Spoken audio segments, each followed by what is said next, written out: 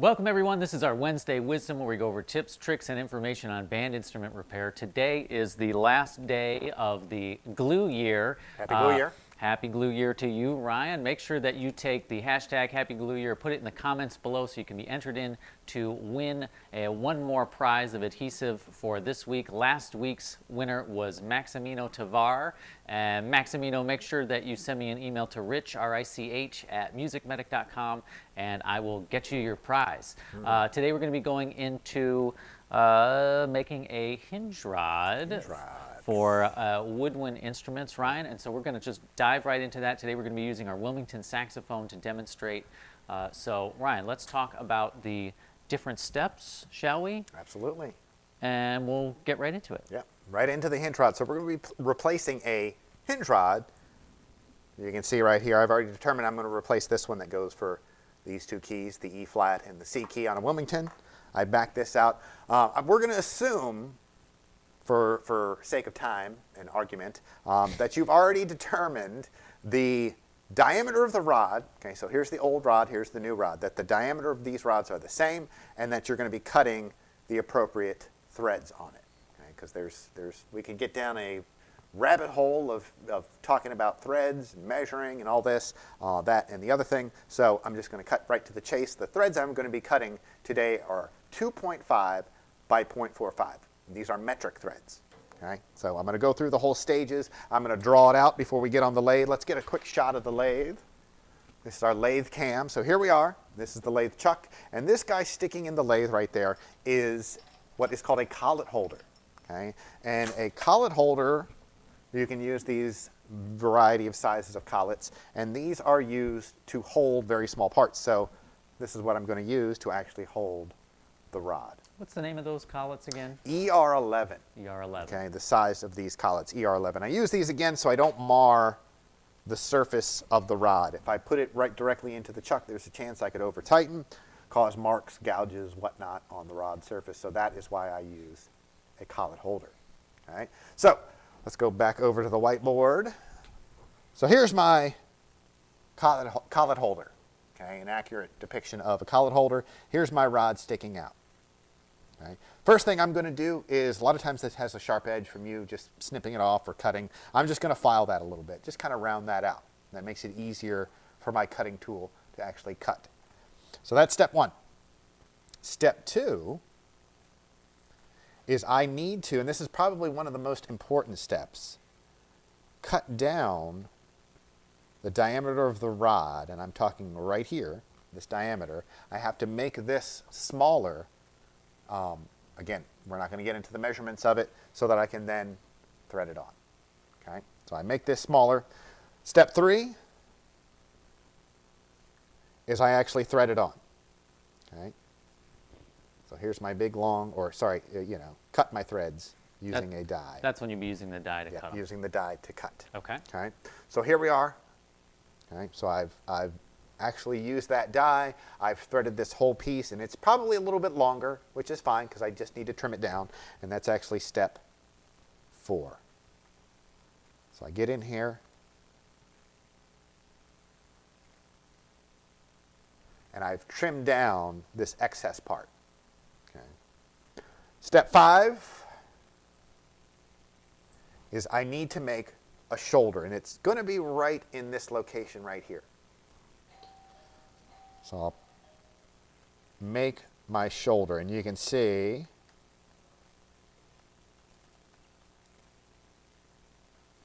what that looks like. Okay? And it's this little space right here that I'm referring to. I like how you're using the different colors. Color coordinated. Very good. Okay? My shoulder, another color here, is actually this part right here, specifically that edge. Okay? And I want to have a nice clean shoulder because I want my shoulder to butt up against the face of my post.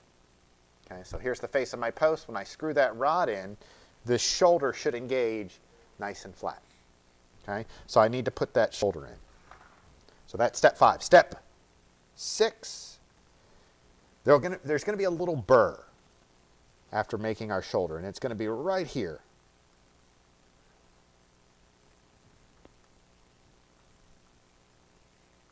Okay. so I have my burr, and it's this right here. Is that another color That's you're another using? color right there. I should have used red for danger. Yeah, so this is what I'm referring to. So we have to get rid of that, knock that off. And what I'm going to do is just with a little file, is just file it off like so. Step 7 is then I have to go in and kind of reform these threads. Actually kind of flip over 6 and 7, but we'll get to that one. So here's my finished rod in all its glory. Very nice. And we're good to go. Cool. So I'm going to go through all those steps over here on the lathe. Nice. Let's. I've got my rod. Let's head over to the lathe. So here we are. Now, when I'm sticking out a piece in the lathe, and this goes for pretty much anything, if I'm working on brass stock or whatever, the rule of thumb is whatever the diameter is of the piece that you're working on, 3 times the length can be sticking out. That means if this rod here was an inch long, this could stick out no more than 3 inches. Oh. Okay? Oh, really? Okay. So what I'm going to do is just stick it out just a little bit. I'm going to guesstimate. That's about probably 3 times the width right there. 3 times the width. Yeah, Got it. 3 times. Yeah, 3 times the width. So first things first, I'm going to knock that little bit of an edge off, like so. And now I can get in and start turning down the shaft of the rod.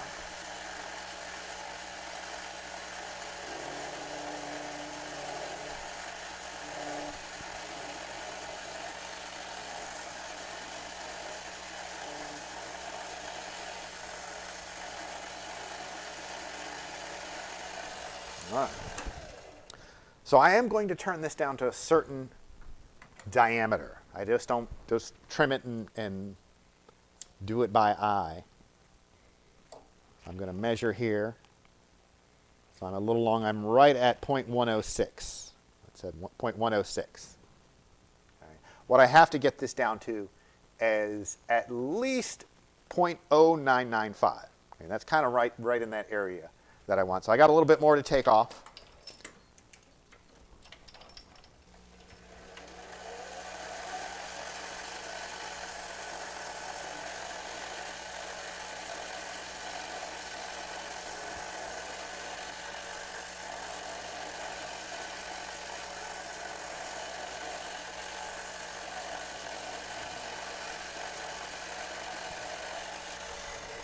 So, one quick side note. Okay, those of you machinists are watching, noticing that I'm using this parting blade. Go back to 2. There we go. Using this parting blade, you can see is a very thin blade, to make my passes like this. Traditionally, with that type of operation on lathe, I would use something like this, cutting tool. Okay? But I'm using the parting blade because I'm just taking off very small amounts of metal with every pass. Okay? That, and I'm going to use this for different operations later, and I don't want to switch back and forth between 2 tools. So, if you're about to comment and say, you guys are using parting blades incorrectly, haha, not so fast, my friend. I've beaten you to it. So here we are. Let me go ahead and get another measurement on this. Just a little bit more to go, and then I think we're good. One more pass.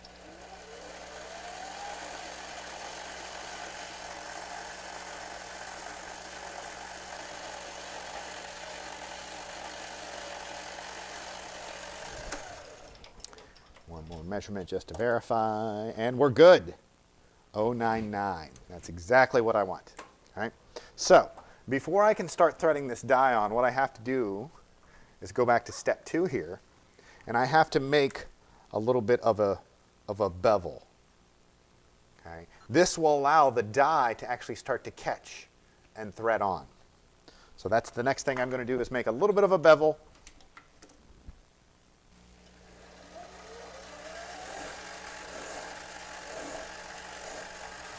So there we are. I know it's tough to see, but there's a little bit of a bevel. Now I can go ahead and move my die into place and to show you guys that. This is my die in my die holder. And this is, like I said right here, it's a 2.5 by 0.45. This is a metric die, and this is what I'm going to be using to actually cut the threads. So Ryan, you're turning the thread, you're turning the diameter of the rod to the diameter of the threads right now? Correct. Yeah, that's the first thing, is I have to reduce this diameter just a little bit so that I'm able to thread on with my die. So I'm going to move that into place. I am going to use a little bit of cutting fluid. It just makes it a little bit easier to thread on. So when I first start applying this die, I do have a little bit of forwards pressure towards the chuck, okay, just until it engages. And once it engages, I don't press in anymore. Get you a better angle here.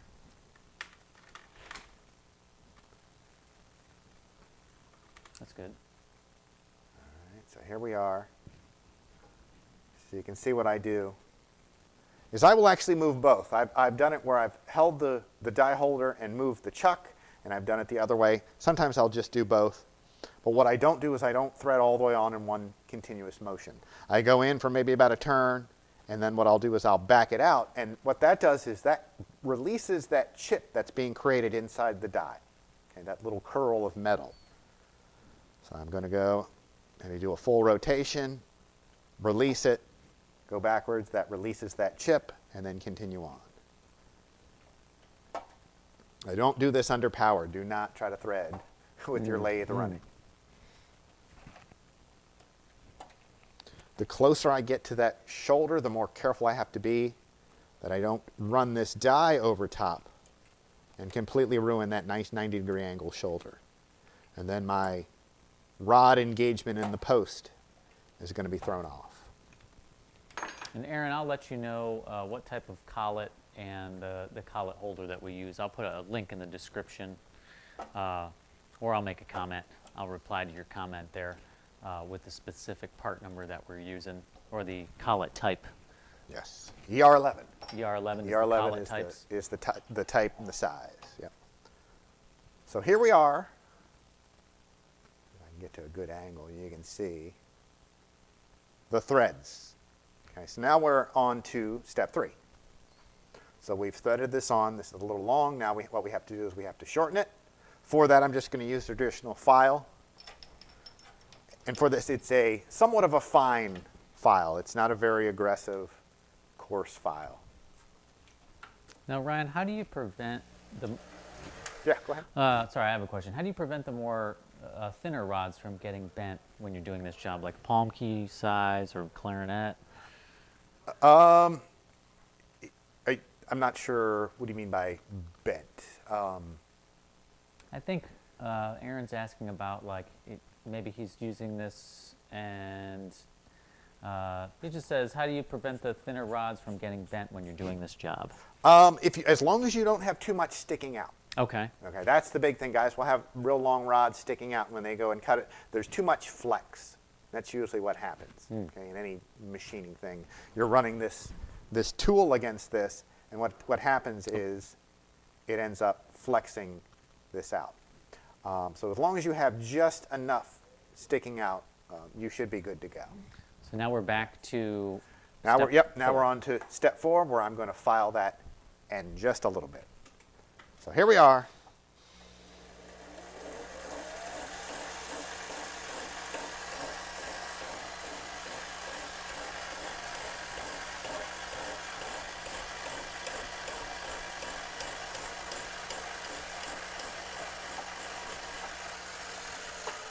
So I filed these, hopefully to length. You can hopefully see there. You don't want them too long, and again, you don't want them too short. So now, that was our step 4. You can see there, we've shortened this. Now what we have to do is go to step 5, where we're making the notch to create a nice, fully defined shoulder right here. Okay. So for that, I'm going to use my parting blade. I'm just going to come in and just, boop, just like that. Is that a technical term, boop? Boop, yep. Boop. It's either boop or Shazam, one of the two. You know, boop, Shazam, shoulder time. So here we are. Let's move it in.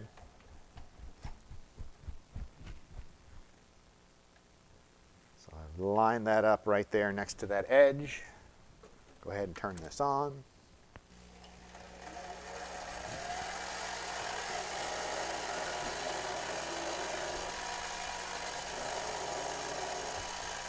And there we are. So I just went in very slowly. That was our step 5. We've made our shoulder. Now what I'm going to do is I'm going to take my thumbnail and I'm just going to feel that little bit of a burr. And you'll feel it right here. As you take your thumbnail, you can actually feel it get caught on that little burr. Okay, so that's what we have to knock off. For that, I'm going to use a needle file. Okay, so this is just a thin needle file. The reason why I like using this is because I use this thin edge right at a 45-degree angle just to knock that burr off. And then I will follow it up with just a little bit of this sanding stick, and this is a very light grit. A very, very light grit. I want to say probably close to 600, maybe 800 grit. Nothing too aggressive. And then finally, with my 3M polish paper. So let me go ahead and knock that. One thing I forgot is I got to chase the threads.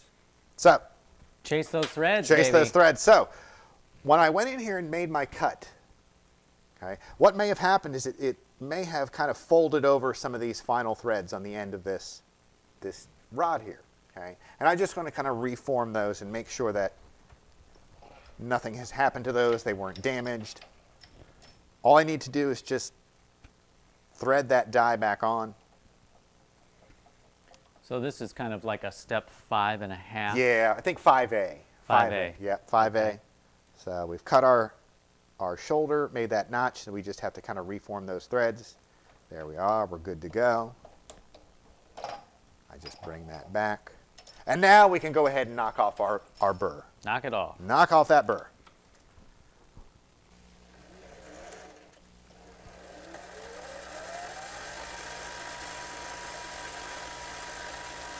Very lightly with the needle file.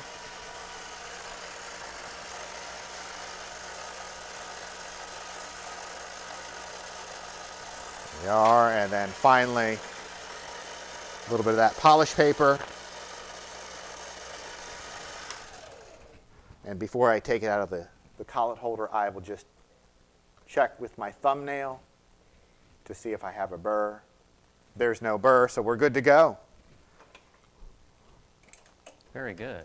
And Aaron, the reason that we make a shoulder is that's the thing that's going to have positive contact up against the rod. Absolutely. All right, so we're going to go. Here we are. There's our rod. There's our rod right there. There's our threads. We have the little tiny shoulder. I can't get real close, but and then you can see. Now what we have to do is trim it to length. So it's obviously much longer. You can see this portion sticks out. So we'll just thread this in. A moment of truth. Did it work? Did we thread it together properly? Who knows? Oh, I know. It'll definitely work. I know. It's a mystery. Actually, it's not. So I'm just threading that in. Makes it a little tough when there's no screwdriver slot. So that's why I'm using a pair of Knipex pliers. Oh, those look like Knipex Duckbill pliers. Knipex Duckbill. Very nice. Wonder where I got these. I don't know. So there we are. Now we have proper engagement. And this is really the most important thing. When we have our post face, and here's our post. Okay. We want that rod to fit flush right here. Okay. There's my threads on the inside. Okay. So this is why it's very important to make sure we have a nice clean shoulder right here, that engages flush with your post. And it does. So we're good to go. All right, so we've got our rod length measured. We're going to go back over to the Exactly, lathe. yep. But the way I make my mark is just with a needle file, Oh, okay. just on the edge right there. Go ahead and unscrew it, pop it back in the lathe. And if you guys are liking this tutorial, make sure that you like, share, subscribe, particularly subscribe so you can be notified when we do more live video, streams. yeah. And We've got a whole slew of videos planned. that's right. So we're going to be very... Get rid of Netflix. Just subscribe to the Music Medic YouTube channel, and you can watch Rich and I every day for free. That's right. I mean, if you want to pay us, you can. So here's my rod. My mark is right here. Okay, remember what I said earlier about the you don't want to have too much hanging out. So if my mark's right here, I don't want to have all this extra length spinning around the lathe. So I'm just going to go ahead and cut off just a little bit of that. My mark's here, so I'll probably cut it right about there. Use those rod cutting pliers. Knipex rod cutting pliers. There we are. Very So cool. I just have this little bit that's going to be sticking out. So let's jump back over to our lathe. Over to the lathe. Here we are. We got our sideways MTV Nice. style. It's MTV grind. For those of you young whippersnappers that remember it. MTV used to play music videos. I don't remember that. Who knew? Who knew? What do they do now? I have no idea. I don't even own a television. Actually, I kid, I own 3. So tighten that back up. And this is why I use the parting blade for most operations. Is so that I'm not having to switch this tool on and off. Switch onto another one, go onto another one. So I'm using my parting blade as it's intended. A novel idea. Here we go. So I've lined it up with my notch.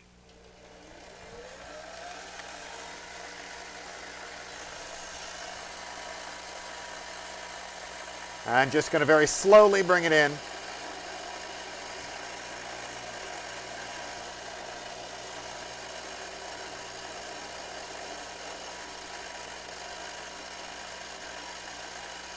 There we are. And that little part pops off. Okay. Now, how do we make a slot? Okay. I will use a jeweler saw. Okay. I will just saw that slot into the end of the rod. But before I do that, I have to make kind of a little groove for it to follow. So I will use a needle file. So if we go back over to our rod, there we are, getting nice and close.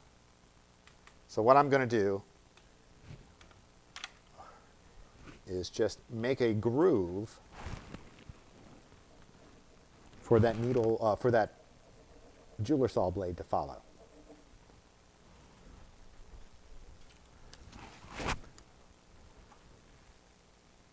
There we go. So I'm just filing a groove for that jeweler saw blade to follow. There we go. There's my jeweler saw. Now it is very important when you're filing this that you keep this saw flat, because if you tip it up at an angle or down like this, your slot's going to be crooked.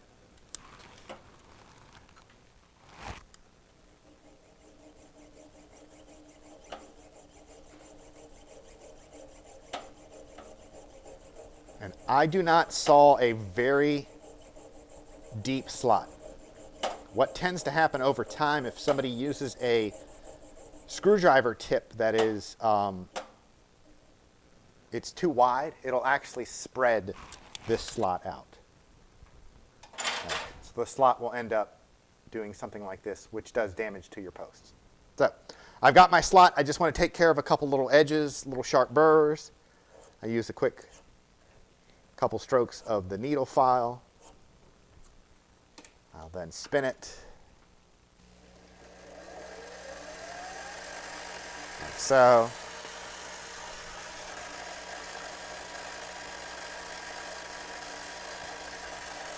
And then finish it up with some polish paper. And I think we're good to go. Let's give it a final test, see if it fits. So we're going to install it back in the instrument? All back in the instrument. Here we are. Oh, pretty good so far.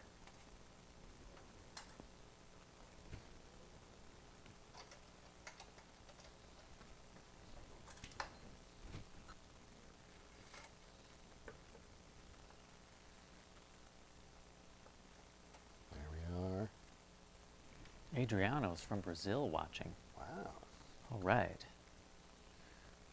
If you guys are liking this, make sure you like, Yeah. share, subscribe, and make sure that you put the hashtag Happy glue Happy year. glue year. There it is. I'll hold it for you guys. You can write it down. Here it is. Put that Happy in the glue year. comments, and I will send you, once you're the winner, a free bottle of adhesive from last week. Next week is going to be entirely different. It could be this bottle right here. It Right could be. Right off Ryan's bench. Right off my bench. So how used. do we do with our fit? On We our, did good. We did good. You can see we've measured it the appropriate amount. We don't have any extra rods sticking out. The slot looks good. And most importantly, the keys still function. So that's always important. That's there we are. Very good. Excellent. Yeah. That's it. Excellent. Excellent. Excellent. Well, Ryan, let me just switch the camera back here. No, let's get in there. Okay, let me just get organized here. Ryan, thank you so much for that demonstration. Thank you all for your comments and your questions. If you have further comments and questions, make sure to leave them below. Like, share, subscribe, and if you need anything else, feel free to reach us at MusicMedic.com. Next week, we're going to be going over spring-loaded bushings. Yes, Spring-loaded. Selmer style spring-loaded pivot screw bushing. That's right. That is It's a very interesting topic. It's divided. It's divided. We'll show you how to make those feel great. And until next time, Happy repairing. happy repairing. That's it.